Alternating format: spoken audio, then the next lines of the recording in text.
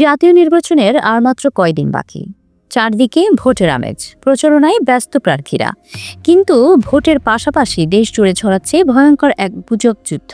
Social মিডিয়ায় ভুয়া তথ্য, আক্রমণাত্মক পোস্ট, এমনকি প্রকাশ্য খুনের হুমকিও। নির্বাচন সামনে রেখে সামাজিক যোগাযোগ মাধ্যমে গুজব ও অপতথ্যের প্রবাহ ভয়াবহ আকারে ধারণ করেছে। পরিকল্পিতভাবে ভুয়া পোস্ট, এআই দিয়ে বানানো ছবি ও ভিডিও ছড়িয়ে পরিস্থিতি অস্থিতিশীল করার চেষ্টা চলছে। বিশেষজ্ঞদের আশঙ্কা, এতে নির্বাচনের পরিবেশ সহিংস ও উত্তেজনাকর হয়ে উঠতে পারে।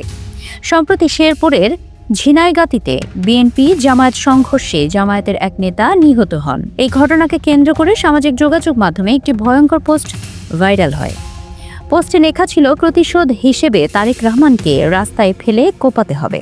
তবে অনুসন্ধানে দেখা যায় যে আইডি থেকে পোস্টটি করা হয়েছে সে আইডির অস্তিত্বই পাওয়া যায়নি। এছাড়াও সম্প্রতি একটি জাতীয় দৈনিকের নামে ভুয়া ফটোকার্ড ছড়ানো হয়, যেখানে লেখা ছিল, সর্বোচ্চ সম্মান নিয়ে ফিরছেন শেখ হাসিনা।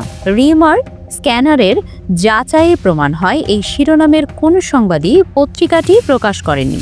এগুলো বিচ্ছিন্ন ঘটনা নয়, নির্বাচনকে কেন্দ্র করে প্রতিদিনই ছড়াচ্ছে ভুয়া তথ্য, গুজব ও উস্কানিমূলক পোস্ট। এসব পোস্ট মুহূর্তেই পাল্টাপাল্টি প্রতিক্রিয়া তৈরি করছে, যা পরিস্থিতিকে আরও জটিল করে তুলেছে।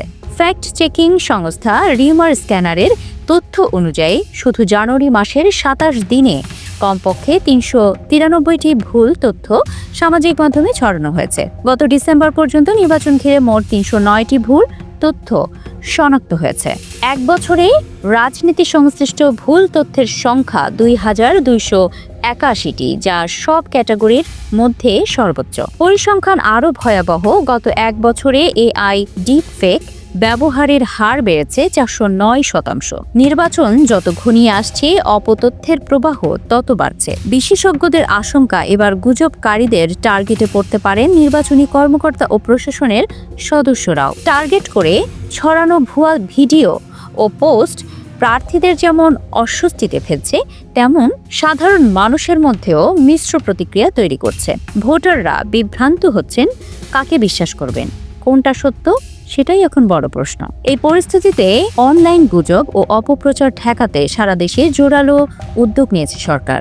নির্বাচন কমিশনের অধীনে গঠন করা হয়েছে মিস ইনফরমেশন প্রতিরোধ সেল। সেই সেলের সঙ্গে একযোগে কাজ করছে আইসিটি বিভাগ, জাতীয় সাইবার সুরক্ষা কাউন্সিল, বিটিআরসি, আইন শৃঙ্খলা বাহিনী ও সোশ্যাল মিডিয়া প্ল্যাটফর্মগুলো।